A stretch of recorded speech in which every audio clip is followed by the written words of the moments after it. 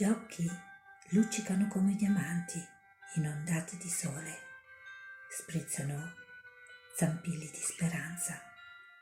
Non si è sbiadito l'azzurro del cielo, non si è attutito il rumore del mare, non si è affievolito il suono del bosco.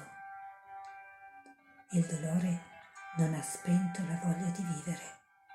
Lo spirito indomito affronta la pena e fiducioso diffonde l'amore che lo anima.